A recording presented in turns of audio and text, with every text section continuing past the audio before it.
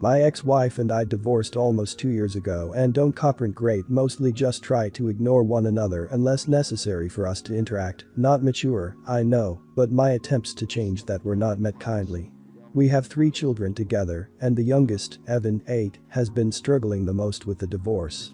The past few months he's been having meltdowns when he doesn't get his way, if we go to a restaurant he likes, but that one of his brothers picked, or if he is made to clean his room instead of playing video games. He would yell that we're all mean, he doesn't like us, and call his mom to come to get him. She does, and then an hour or so later he gets dropped back off. I've asked her to not come to get him, that it's my parenting time, and he has to learn that he can't run away whenever he doesn't get his way, but she basically told me to shut up. So I picked the kids up Friday and told Evan that if he called his mom to come to get him, that he had to stay with her all weekend, and I would see him again the next day I had custody. I have him 2 days a week and 3 weekends a month. He got mad Saturday morning over multiple things and called his mom to come to get him. When she showed up, I reiterated the new rule to him and told her that if she took him, she was keeping him all weekend. She basically blew me off and they left. A couple of hours later when I was out with the other 2, she called to see where I was because Evan had cooled down and was ready to come back and she had things to do. I reminded her that I told both of them if he left that he was with her all weekend. She blew up my phone all day angry because she had plans and couldn't find a sitter. Evan called upset a couple of times, but I held my ground. He called Sunday and was apologetic and asked if he could come to church with us, and I told him yes and kept him the rest of the day, and he has much better behaved. My ex says I am an idiot, which I'm used to, but then when I told my mom and sister, they also said I was too harsh and should have let him come back Saturday, and I find a different way to handle the behavior issues. I was feeling pretty proud of myself until I talked to them. Should I drop this new rule or just ignore their opinion? Update: wow, thanks for all the responses. I got a lot of really good advice and things to think about. I have made an appointment with my attorney to discuss getting Evan into therapy that she cannot interfere with, and also to find out my best course of action for when if she shows up in the future. Wanted to jump on and answer a couple of questions, though. A lot of people asked how Evan was contacting his mom. She got him a phone for Christmas. He is not supposed to bring it to my house because I once took it away when he and his brothers were bickering all day. They all go their phones taken away. Evan told his mom, and she told me I had no right to take his phone away since she paid for it. So I told her that the phone stays at her house when he is with me, but half the time he hides it and I don't know he has it. He will also text her by getting one of his brother's phones. Once he even went into my office and FaceTimed her on my iPad. I usually don't know he's doing this because the things he decides he is going to call her about are random and often benign. Once, he called her because he didn't want to go to Lowe's. He whined about going. I told him he couldn't stay home by himself, so he had to go and proceeded to finish cleaning up the kitchen. Less than 10 minutes later, and his mom is at the door to get him. He hadn't thrown a tantrum or anything, just normal whining that my other boys did at that age. Later that afternoon when all the boring errands were done and I was about to take the older boys to a movie, he got dropped back off. Mostly when he calls her, he is not emotional and crying, he just isn't getting his way and is frustrated. The older 2 got the same way at his age. Heck, they get frustrated now if they are told no, but they didn't have the option at his age to have someone come get them, so they go their way. Not the idiot. Under the current circumstances, I believe you're doing your best and that this stance is probably the most reasonable given the lack of co-parenting happening. Do I have to wonder what she'd do if you were to swoop in every time she tried to discipline him? It's extremely unreasonable for her to interfere with your reasonable rules in your separate home. Maybe attempting to have a discussion again with her now that her actions have backfired on her could prove more fruitful. Maybe the opposite, but it could be worth trying. I hope things get better for you all soon. Not the idiot. I don't know, maybe you should find a better way of communicating with the ex, but at the end of the day, the kids suffer most from a divorce. Try and have a bit more sympathy with your kid. I get you tried to find an effective punishment to counteract his behavior, but yeah, find another way. You said yourself he's exhibiting this bad behavior over the past few months. Talk to him about what's been going on and what's up with him. You're the idiot. Your son is 8 years old. You're an idiot for not letting an 8-year-old come home. Your ex is an idiot too for contributing to this stupid scenario. I would strongly suggest you both sign up for parenting classes and family therapy so that the two of you can be hopefully taught how to be adults and stop expecting a damn 8-year-old to be the grown-up. It's not about your feelings or your exes, it's about how not to screw up your child any worse than the two of you already have. Your child didn't divorce anyone. You and your ex did. Fix your attitudes. This has actually been ongoing for about 6 months now. About 6 months ago my daughter, 25, called me asking for money to pay off her credit card debt. This isn't the first time she's asked for money, and given she's an adult now with a child that depends on her, I decided to stop enabling her crappy financial decisions. I refused and instead offered to get her extra work at my friend's business to pay it off. She got angry at this and basically said, if I don't help support her, she wouldn't let me see my grandson. She reasoned that a good granddad wouldn't leave the mother of his grandson in financial ruin. I'm not going to be bullied by my own daughter, so I asked her if she was serious. She said she was. I then told her to call me when she's grown up and ready to act like an adult. That was 6 months ago. Given it's been half a year and I haven't seen my grandson, I'm having doubts about whether I'm in the right here. I have 6 other grandkids that I see regularly, but they obviously don't replace the one I've lost. Asking am I an idiot to judge whether I should cave? Not interested in relationship advice with my daughter. I know my daughter well enough to know she wouldn't accept a compromise here. Not the idiot. Your daughter is using extortion and manipulation and denying her own child a relationship with a loving grandparent due to her own immaturity and selfishness. She's a terrible daughter and a terrible mom. You say this wasn't the first time she's asked for money to pay off her irresponsibly acquired debts, and if you cave now it won't be the last, and she will learn that she can continue to use the kid as a hostage and a weapon against you. How many times are you prepared to go through the same charade? You even offered her a chance to work off her debt, but no.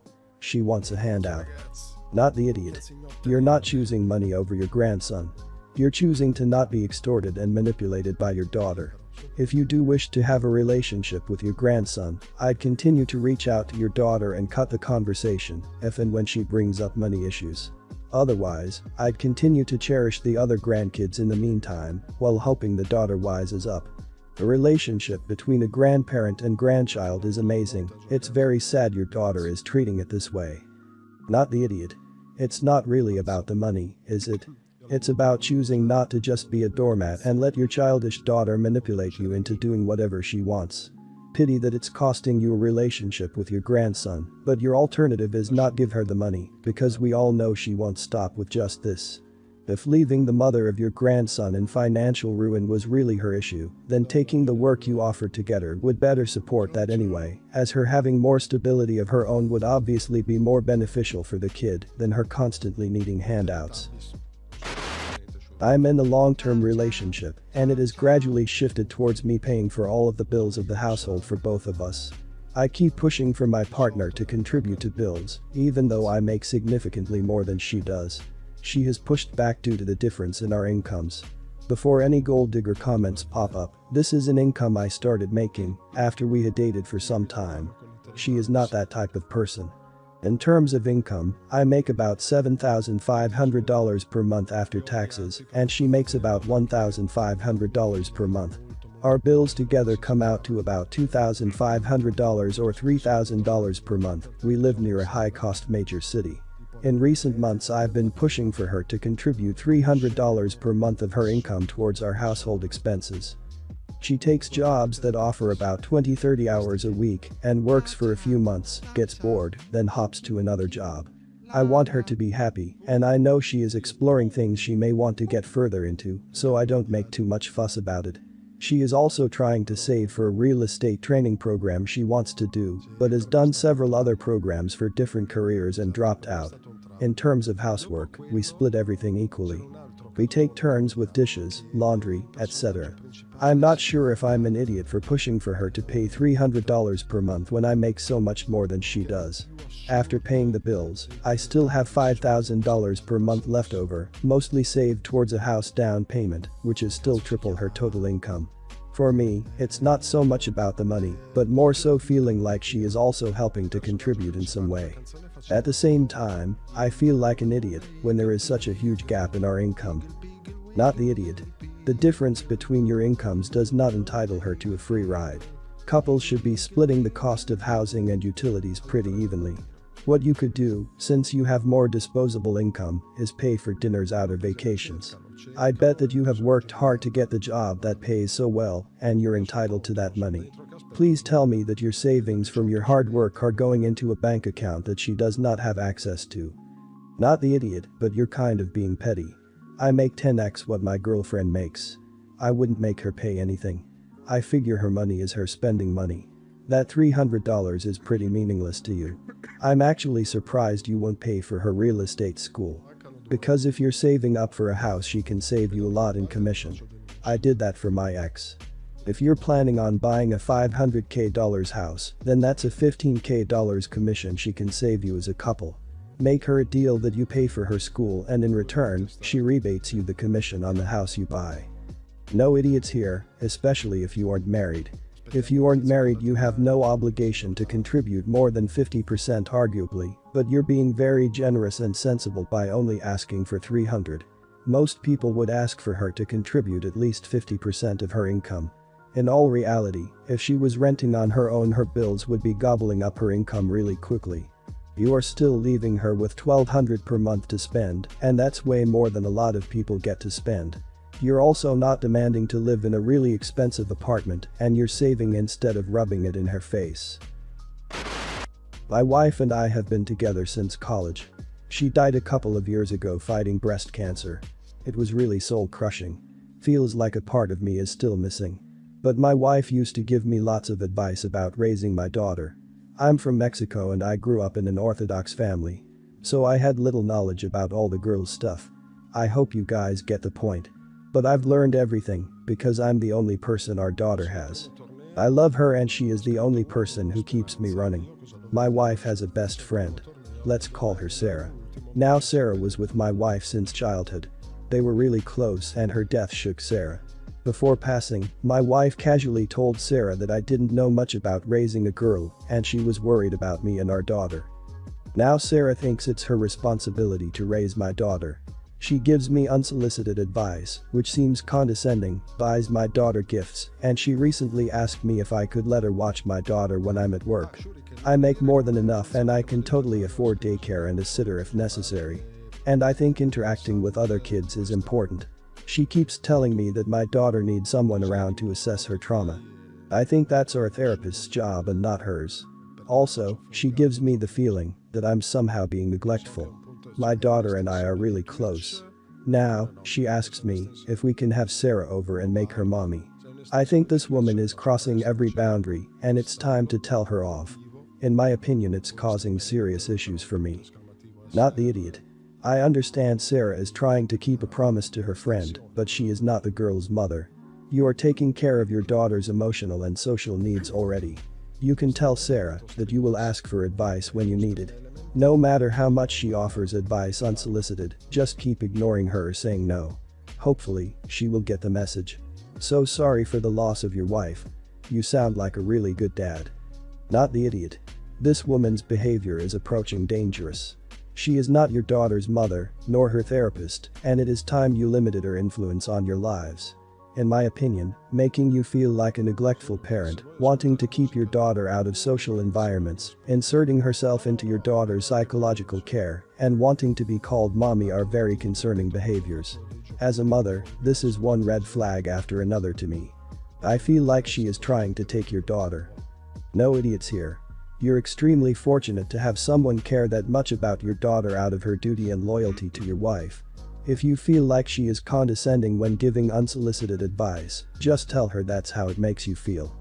And someone that obviously loves and cares for your daughter very deeply, wanting to be a mother figure, again out of duty and loyalty to your wife, that is really special. Sounds like you're trying to throw away something that could be very beneficial to your daughters and your life. Don't throw it away. My sister started dating this guy 2 years ago. Everything was fine until last week. Now a few dates and Tom tells her that he is a father to a boy and a girl and that he has custody of them every third weekend and whenever he wants during the holidays. Terry was okay with this surprisingly, as she is sub-bed to heaps of child-free pages. Last week I found out that they wanted to move in together. He was looking for 2-bed places, so the kids have a room. I thought that she would be fine with this, turns out she is not.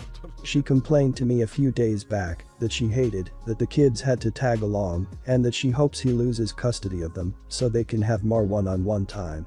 I asked her if she was joking and she replied, "No, why would I want stupid goblins living with me?" I then repeated, "So it's a joke, right?" And she said no. So I asked her why she is moving in with someone who has kids, and her response was, "He is hot." I told her that she should break up with him if she hates the kids so much as they are a package deal, and she got mad at me and left. I then got a message where she sent me a photo of some smoke in the caption, "Custody no more. He has monthly tests." I automatically called him and let him know and provided proof with the photo. Tori is now a single woman and is very angry at me. My mum has also taken her side and now I'm regretting it. Not the idiot. She was dramatically misrepresenting herself and her feelings, and she demonstrably, massively injured her partner. Horrific, selfish behavior on her part and absolutely no excuse for it. Her desire to be child-free is 100% valid, and her business, her hurtful, manipulative, selfish, and maybe even illegal behavior was definitely bad enough that defending the innocent party, the dad and his kids, massively outweighs any sisterly loyalty you might be worried about. Honestly, this is one of the most garbage things I can imagine doing to someone she presumably claimed to love. Not the idiot, your sister was being a manipulative child.